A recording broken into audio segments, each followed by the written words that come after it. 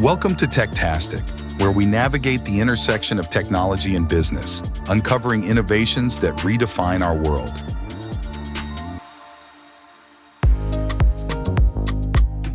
Ryan Matonis, welcome to It's Techtastic. It is lovely to have you here. Thank you. It's great to be here. So you've been a repeat founder. Well, actually, your previous company has been acquired, and now you've taken on an expanded role within the new organization, it sounds like. I'm also, I guess I would say, serial founder, yeah.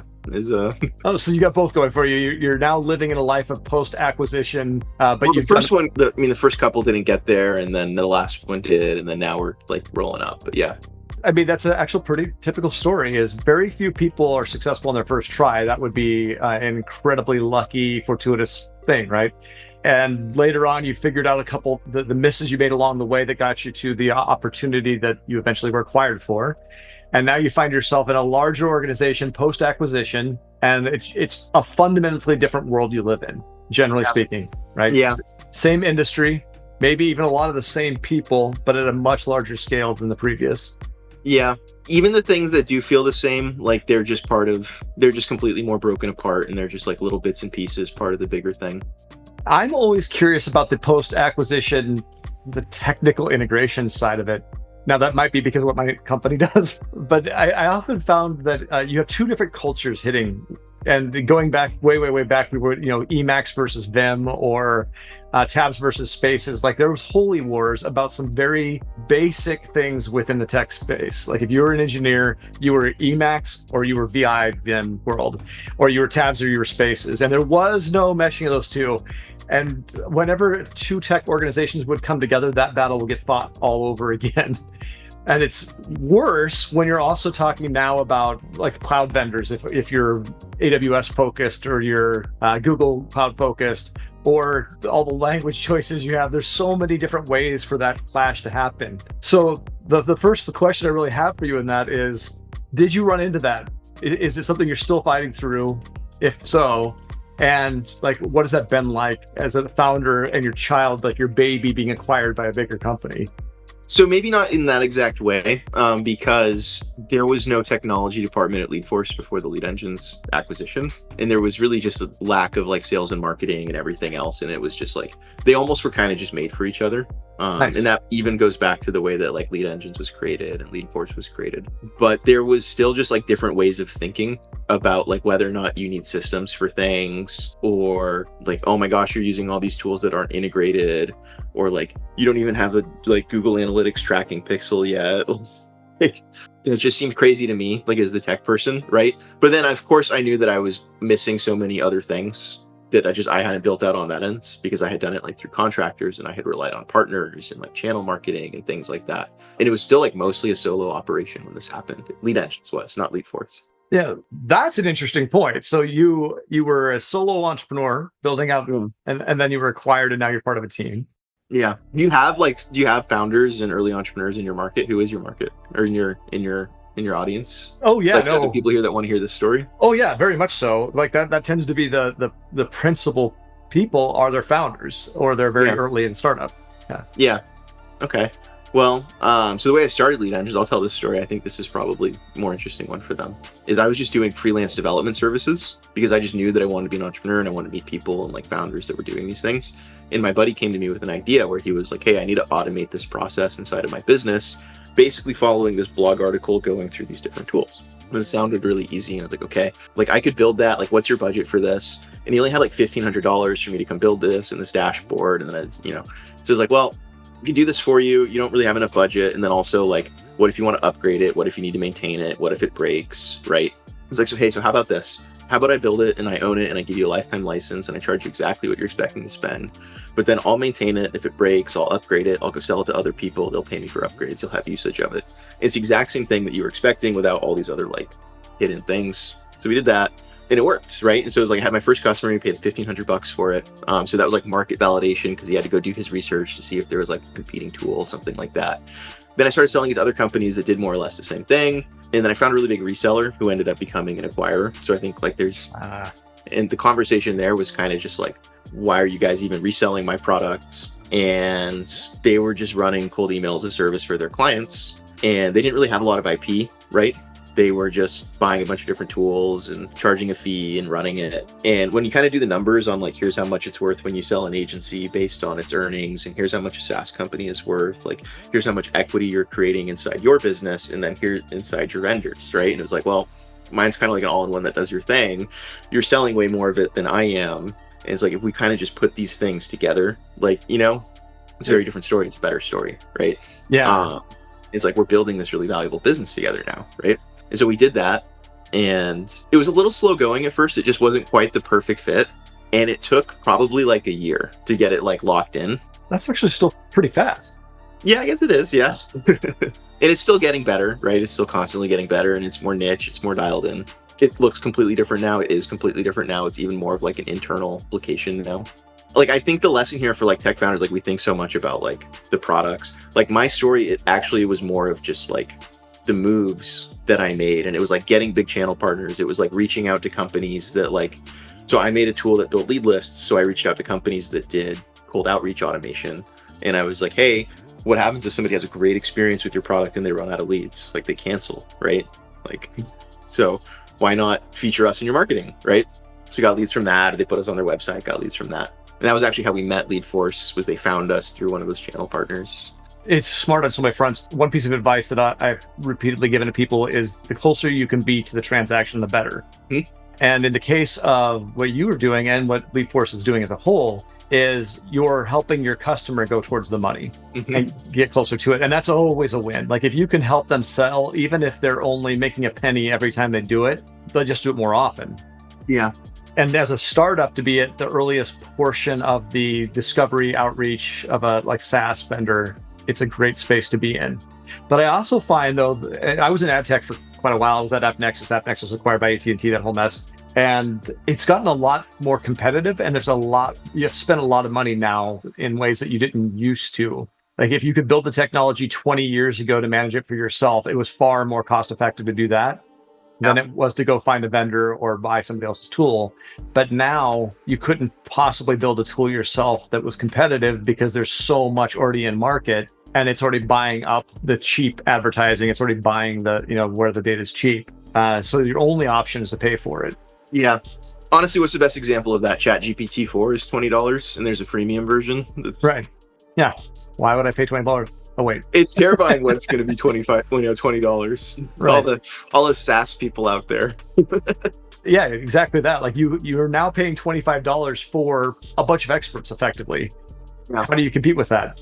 Yeah. No, I've been preaching this for years. I call it technical equity. And it's just like the idea that like you can either acquire a ton of technical debt, and it's probably the wrong word. Equity is probably just perfectly the wrong word. You could get a bunch of technical debt by building a bunch of custom stuff, right? Or you could just like build things on top of other things. So I'll give you an example. Maybe 6 years ago, I built a phone number. You could call it, you could start talking to it in any language, and it would come out on my side in English, and then I could talk back to you in English, and it would come back out on your side in whatever language you were speaking. And it was really simple. It's like Twilio has like language recognition, and it has voice to text, and then Google can translate it, and then Twilio can turn it back to speech. And it wasn't particularly fast. And I didn't commercialize this. I didn't make a product out of it. But I'm sure if I went back and I revived this and I tried it again, I'm sure it'd be faster, it'd be more accurate, it would sound more human-like, right?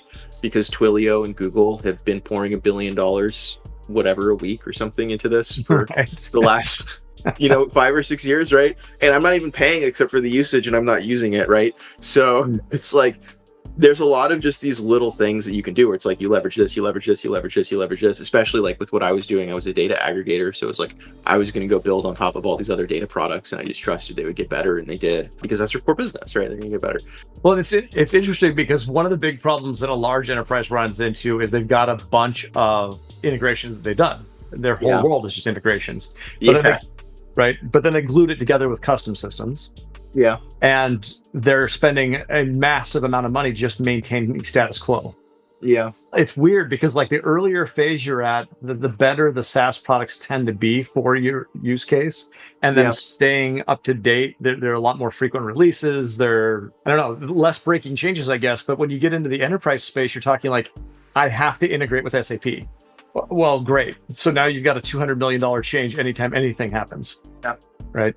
I've never figured out how to bridge those two worlds. How do you get more of the startup size SME type tool set up to the enterprise to work with those systems that they have no choice but to continue to rely on? And if you can solve that, you're talking about a $2 trillion company.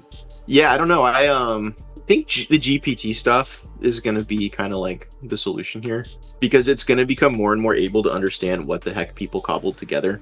Like, I've noticed whenever I've put stuff into GPT-4, like, it's able to even pick out enough from the way that I've named my variables and what I've written to like kind of understand what I'm doing. Like, you can copy a code snippet in, and then you can be like, make a website for this service, and it like kind of is good enough, and it like knows you're doing lead gen, and it's kind of scary. It's like, oh, I would have had to explain that to a person. So I think there's like an element of that. I think there's also just like rip and replace. Like, once there's enough technical debt, you just kind of like, wipe your hands of it. I think a lot of these companies are they're feature creeping into each other at this point. I think the thing that I was talking about earlier, where you go out to your people who are like adjacent to you in the product ecosystem, like the person who creates your customer, they're trying to sell your core feature now as like one of their features, because like, either GPT made it easier to crank out new features during your development sprints, or just you can just add some feature now. It's like, oh, this thing, just look at this thing and decide if it's a good lead. Like, okay, it's a GPT prompt. Like, it's just things that are trivially easy that weren't before. So it's all. Oh, sorry. I was just saying there's a huge amount of that, but the bleed into each other. And when they bleed into each other, it gets easier to rip and replace them, right? So if you have 50 legacy systems that are cobbled together, and then now like the new guys on the block, or new version of HubSpot or something, handles that like in a cohesive way, because they're just able to load more features in there, it's going to be much more easy to just do that rip and replace. Yeah, I talk about tech in a very similar way. The sunk cost fallacy in code is absurd to me. Yeah. Right. It's ephemeral. It's temporary magnetic positions on a disk to start with. Yeah. Why do I think that my code has any intrinsic value? It doesn't.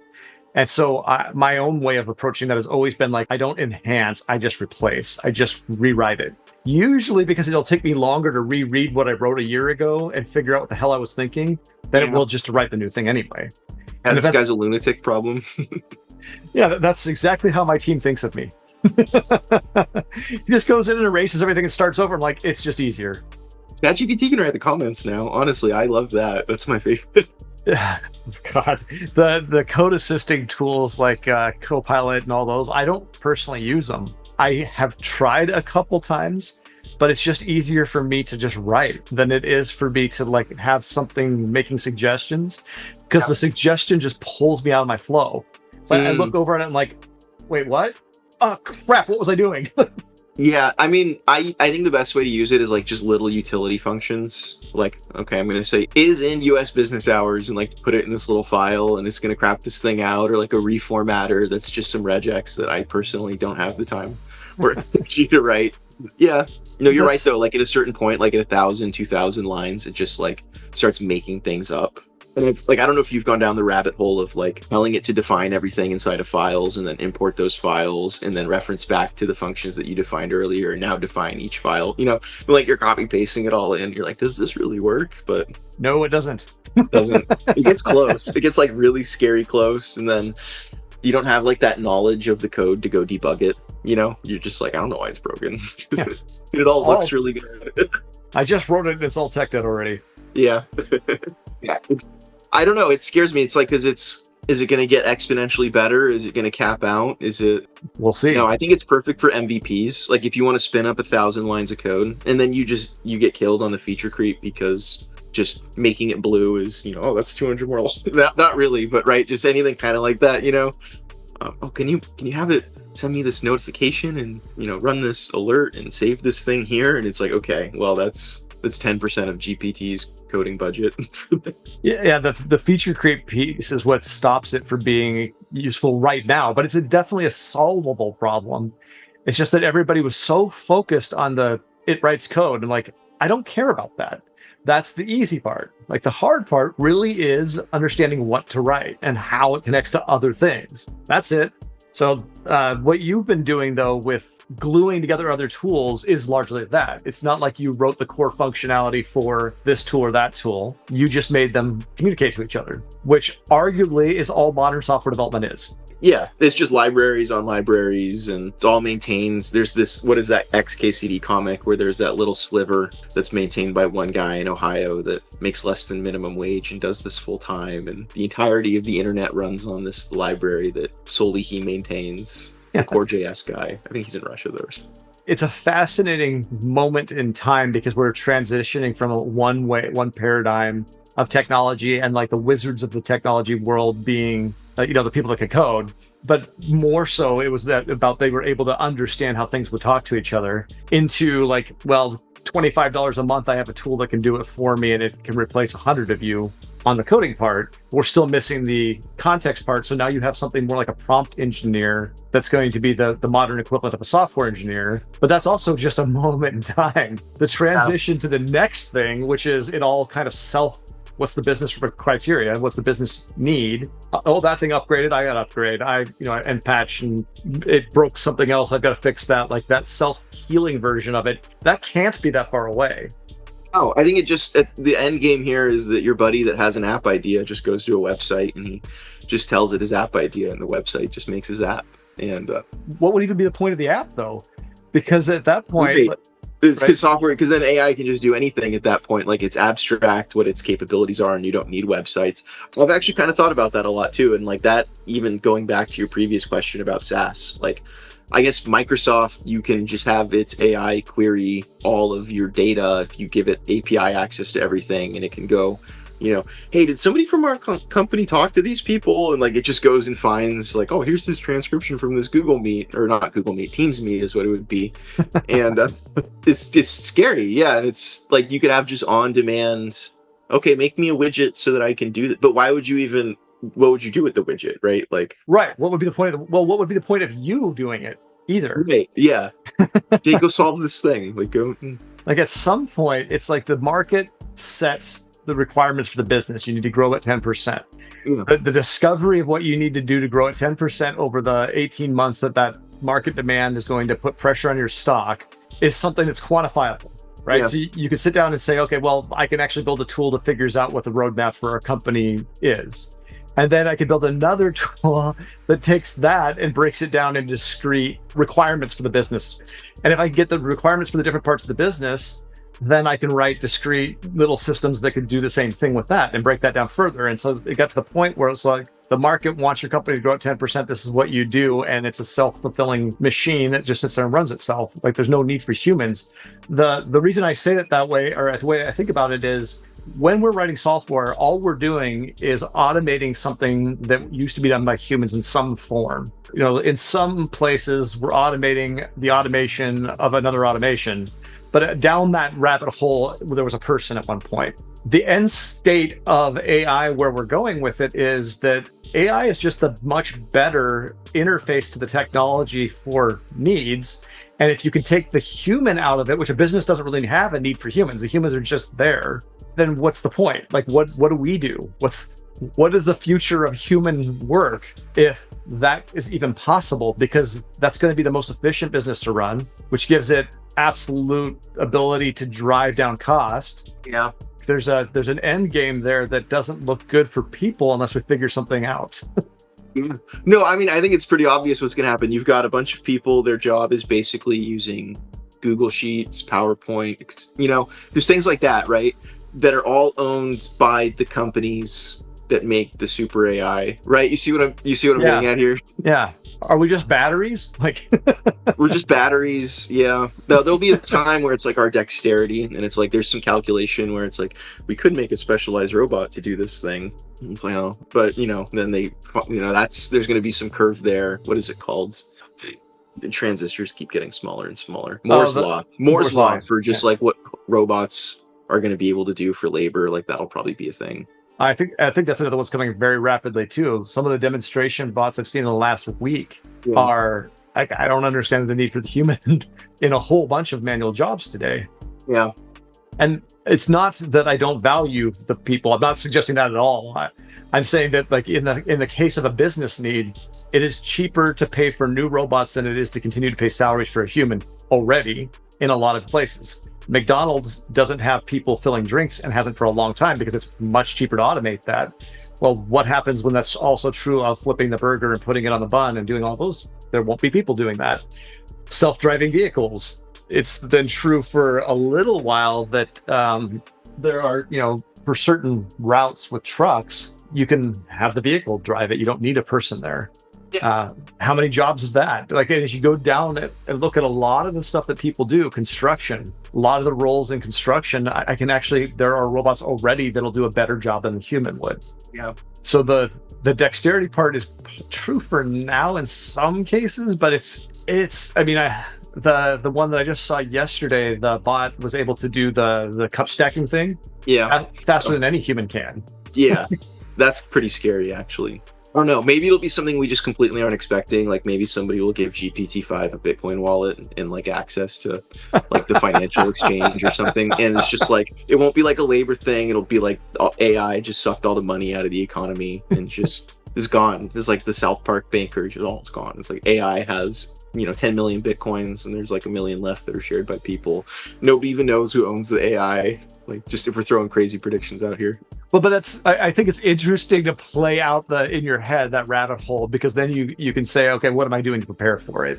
I don't mean building a bunker, right? So one of the questions I've asked repeatedly is, if ChatGPT was to replace Google as the font of all knowledge, the oracle of wisdom and where I get information, which arguably it's already rapidly accelerating on that path. Yeah. What happens to advertising? Most advertising today is Google-based. I mean, we mostly do outbound, but I guess advertising, just running ads. Yeah, that's true.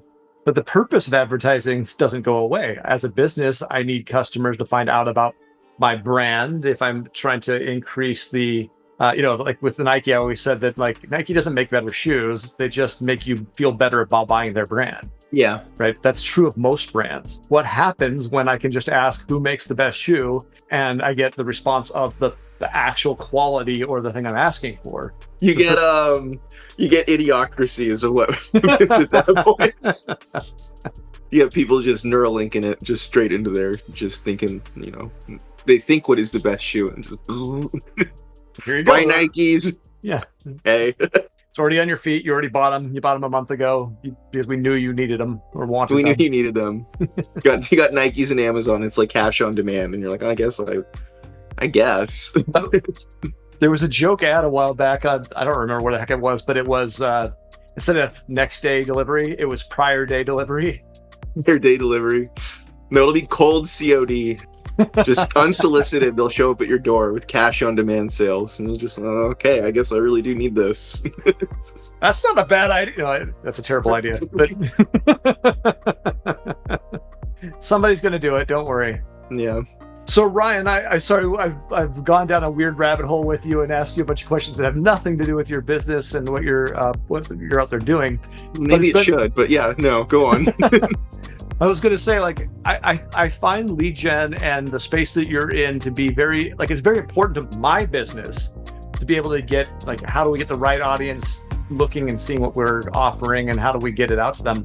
And I think that everybody listening to this cares about that too, because most of them are startups in SaaS or in technology offerings. So if they wanted to know more about what you do, or they wanted to reach out to you, how would they do that? Reach out to me on LinkedIn. Just look me up, Ryan Matonis. Mention that you saw me in a podcast or something, because the AI bots are also reaching out. Test for them though. I'll ask them about like some ancient battle, and if they respond in 20 seconds or less with a paragraph or two about it, they're bots. If they're really confused, they're people. Why are you asking that question? Thank you for responding as a human being. Yeah. Exactly. Or go, LeadForce360.com. You can reach out there if you want some help with outbound marketing. Want to get more people smashing the phones, want to get better at smashing the phones yourself, something like that. Yeah. Ryan, it was a pleasure having you on, man, and chatting with you. Sorry that I took it down a weird path. No, you're good. I had a good time. Maybe we can go down the weird path again sometime. And that's a wrap for this episode of Techtastic. I want to thank you personally for joining us, and we'll see you next time. Until then, keep exploring and stay curious. Thank you for listening. If you are new here and enjoyed the content, please subscribe. It really helps us out. And if you are a regular listener, thanks so much for your continued support. Overwhelmed by tech debt? Discover Vala AI, the solution to tech challenges with the simplicity of a click. No engineering background? No problem. Vala AI enables anyone to effortlessly tackle tech issues, freeing up your time from tech headaches. Make tech debt vanish with Vala AI, where your tech solutions are just a click away.